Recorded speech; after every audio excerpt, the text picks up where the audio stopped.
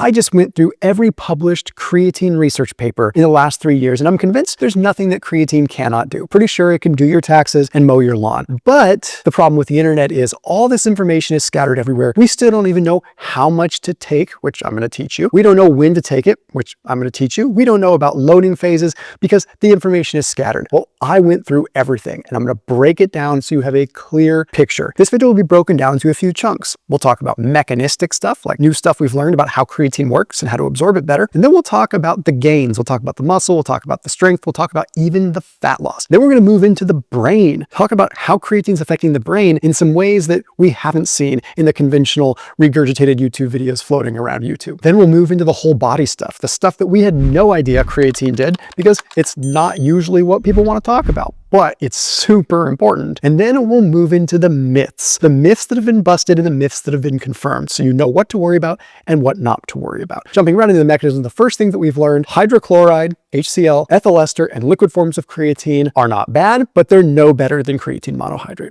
Plain and simple monohydrate, the cheap, inexpensive, easy to consume stuff is all you need. All right, moving on. The second thing we've learned is that the reason we get puffy from creatine may not be from taking too much. It's because we're not taking it with enough sodium. Combining your creatine with an electrolyte is a good strategy. The primary transporter for creatine is SLC6A8, which is a sodium transporter. Studies are now showing that you can get up to a 47% better increase in your creatine within the muscle if it's taken with a little bit of salt, if your sodium levels are where they should be. If you do not have adequate sodium in your diet, what's going to happen is it makes it so that the creatine doesn't go into the muscle cell as well, leaving it in the extracellular space, which is why you get puffy. So maybe a pinch of salt, maybe a little bit of electrolytes along with your creatine. Easy. The third mechanistic thing we've recently learned is that GAA, which is the precursor to creatine, is really important. So you can take a GAA supplement, or you can take a GAA plus creatine supplement,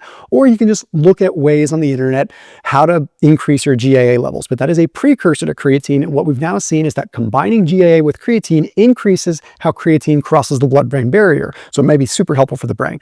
Now let's get into the muscle stuff, because this is fascinating. July 2024, systematic review looking at people under age 50. On average, looking at a ton of different studies, there was an average increase compared to placebo, that was resistance training without creatine, an increase of 2.5 pounds of muscle gained. This is across lots of different time frames, but essentially people gained more muscle, 2.5 pounds more, when they had creatine versus not. Here's the kicker. They saw that there was an average decrease of fat by 1.5 pounds, a 0.88%. So we're seeing not just muscle building, but literal fat loss, which researchers are currently trying to understand what's going on there. It could be an inflammation pathway that's getting reduced, that's allowing for more efficient lipolysis and fat oxidation. If you look at the strength and the differences between what happens in the upper body and the lower body, an October 2023 study, check this out. Creatine allowed for about an average 10-pound more strength increase in the upper body. So across 23 different studies, on average,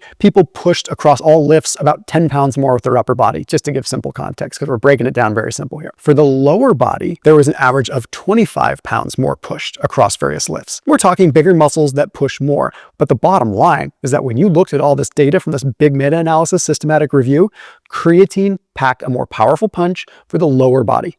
Okay, seems like maybe we have more receptors, more transporters there that are allowing creatine to uptake. Who knows? But the bottom line is, once again, trying to boost leg performance, you're going to get more out of creatine than if you're trying to boost upper body performance. But what if you're trying to build the upper body? What if you're trying to build the lower body? Well, you can dose and time differently. We learned that too. 2021 study published in Nutrients. I know it's a little past 3 years, but they found that generally speaking, 7 grams is the sweet spot. That kind of throws away the old 5 grams. 7 grams seems to be the sweet spot. But there's more to it. What about if you wanted to go upper body? What they found with the upper body is that if you did a loading phase, the traditional loading phase of like 20 grams a day for a few days, and then dropped down to like 5 grams a day, that seemed to elicit a better upper body result. So what does this tell us? This tells us that creatine transporter density may differ between the upper and lower body. And that's not a huge surprise, because we actually see a difference in like androgen receptor density between the upper and lower body too. So it's not a huge surprise, but what this tells us is that we can maybe dose our creatine appropriately for whatever we're trying to grow or train. So trying to do more legs, maybe we just go moderately high dose all the time. Trying to do more upper body, go a big dose, and then bring the dose down. That's kind of a cool little hack to find out. I titrate and adjust my creatine dose all the time, depending on if I'm running more, lifting more stressed, not sleeping as well. And I find that I kind of have this little performance adjustment that I do.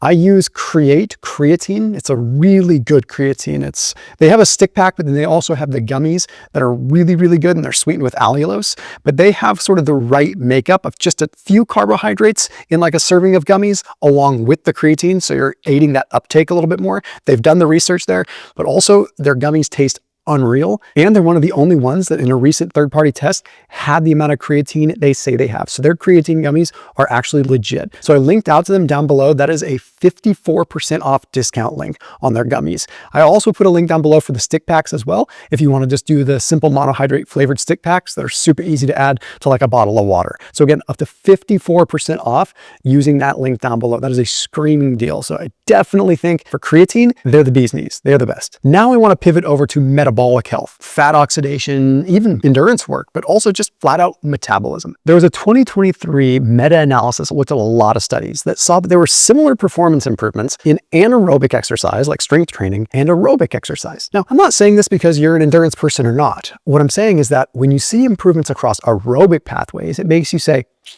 well, what's going on here? Because this shouldn't be using creatine. But what we're realizing is that the creatine was helping support even like oxygen utilization, inflammatory pathways.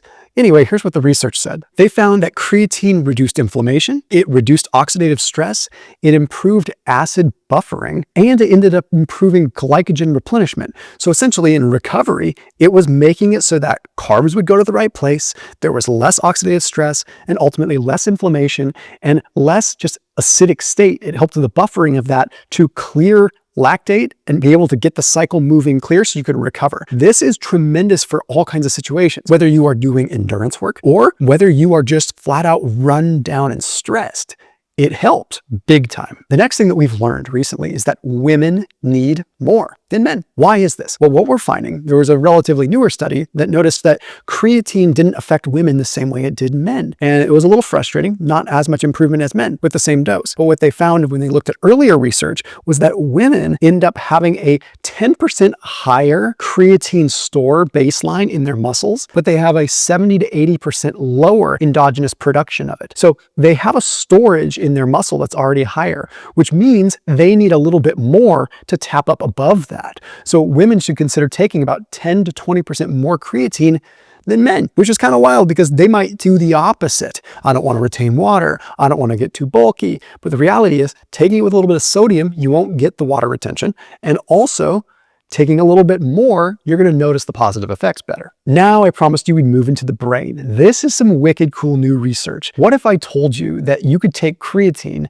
and it would change your entire brain? It would change how your brain oxidizes fuel. Well, bottom line is the newer research shows that taking creatine increases your phosphocreatine stores in the brain. And what happens when that happens is you now have available instant energy. And the brain is operating in very much so a fast state where it's demanding energy quick. So you're changing the entire energy dynamics of your brain. There was a 2022 study that showed that just supplementing 5 grams of creatine per day ended up increasing memory significantly and markedly more in those that were 65 or older. So we know it's doing something with just allowing us to access information in our brain at a faster rate. But the big answer is coming from the metabolic stress side of things. Remember how when we talked about endurance work, how creatine affects just the stress of the body, that metabolic stress? Well, we're seeing that just 8 grams per day, which is a decent amount, reduces oxidative stress in the brain, but increases the amount of oxygen that goes to the brain and ultimately reduces the stress and the brain fatigue. So if you're just not necessarily even sleep deprived, but you're just using your brain a lot, creatine is what's going to allow you to keep up the force, keep that stamina up. And the dose for that is about 8 grams per day. So if you're going through a period where maybe you're, I don't know, going 5 days in a row of filming 15 videos each day, like someone I know, that would be a day where you may want to say, okay, I'm going to do 8 grams a day during this week. But the big one that came out over the last couple of years is the 20 gram a day serving study. Holy cow. What happens when you go to 20 grams a day? Basically, they found that if subjects were seriously sleep deprived, going to 20 grams per day for 7 days days ended up restoring almost their entire executive function. It basically brought their brain back online to a normal state and improved their mood significantly. No more grumpy gills when you're not sleeping well. This is going to make it so you just feel better. Maybe you weather that sleep-deprived storm a little bit better. There was one more absolutely flabbergasting thing: anxiety and depression. They used magnetic resonance spectroscopy to see that when creatine levels were low in the prefrontal cortex, that's when depression would hit. We are learning now that depression and anxiety are poor metabolic states in the brain. I recently had Dr. Matt Bernstein on my channel, and he went off for like an hour on this, how the poor metabolic state of the brain is what actually leads us to more anxiety and depression. But now we're seeing creatine can help us get over that hump. Now the whole body stuff. This gets so wild. Check this out on bone health. So there was a 2024 study where people were like, nah, it turns out that creatine does not increase bone density. Forget it, right? People jumped the gun on this study. It did not improve bone density. That's correct. But it did something even cooler. They found that creatine influenced the bone cells to remodel and restructure, particularly in the femur, the entire bone into a more fracture-resistant form. This entire remodeling made it so that you could put more mechanical load on the skeleton during exercise, which eventually triggered an adaptation of the bone cells and the bone to get stronger in a functional way. So it remodeled. It's like it made the bone cells smarter. Our bone cells are not just dumb bone cells. They learn to get stronger where we put load on them. And creatine encouraged the remodeling of those bone cells to make the bone more structurally sound. Probably my favorite new thing that's come out with creatine is the immunomodulatory effect. We are now seeing, and when I had Dr. Darren Candow on my channel a few years ago, this wasn't out yet. We are seeing that creatine reduces pro-inflammatory mediators, actually making it so that our body's in a less inflamed state. There was a 2022 pilot study that found that creatine was increasing ATP in what are called neutrophils, so a form of a white blood cell. It was increasing ATP in these white blood cells, making it so that it was better at going after bacteria or whatever potential pathogen is there. What the heck? We didn't even realize at the core fundamental level that our white blood cells and our immune cells need ATP too. But now we're seeing this research unfolding and it's mind-blowing. The myths. I promised you we'd talk about the myths. What if all the things you've been worrying about with creatine were nothing to worry about, but there's actually this thing you should be kind of concerned with? Well, let's check it out. Hair loss. Do not worry about that. 12-week randomized controlled trial. Case closed. They measured DHT, dihydrotestosterone. They measured DHT to testosterone ratios. No change whatsoever. Plus, they measured their follicles, their follicle density. Zero change in the hair whatsoever. Put it to bed. Kidney health. Okay, there is an increase in creatinine, but what they found is that is a perfectly normal response, and there was no damage or stress to the kidneys with even very high doses of creatine. The liver. Oh, I saw some comments recently saying that creatine's affecting the liver because there was one rat study where they gave them a ridiculous dose with no exercise whatsoever, and they saw an increase in some of these liver enzymes. People really ran to the bank with it. No, there is no change in any of the human data. You'd have to take hundreds of grams of creatine to even affect it remotely at this level. The cramping and dehydration piece. There are a number of people that have claimed they get cramps or get dehydrated on creatine.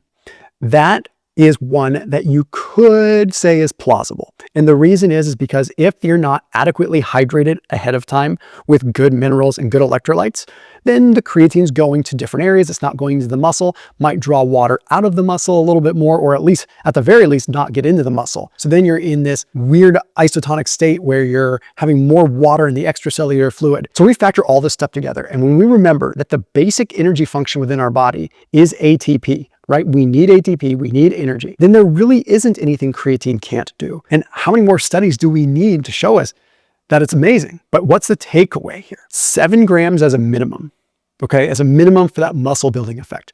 If you want the brain effect, minimum 8 grams, really going for more like 15 or 20. Okay. If you're looking for less water retention, as a recap, take it with a teaspoon of salt or a little bit of like element electrolytes or something that has a little bit of salt in it. If you're looking for more bone health strategies, a simple 5 to 7 grams per day is probably all that you need.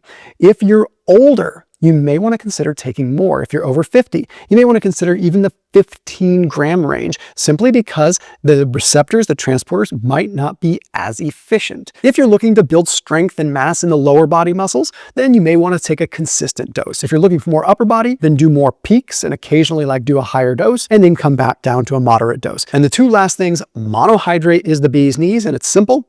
And also you can look for GAA plus creatine if you're looking for an added brain benefit. I did a video with Dr. Darren Kandow, which breaks down a lot of the interesting research on creatine and the depression and anxiety market. Quite interesting. I put that one right here. As always, I'll see you tomorrow.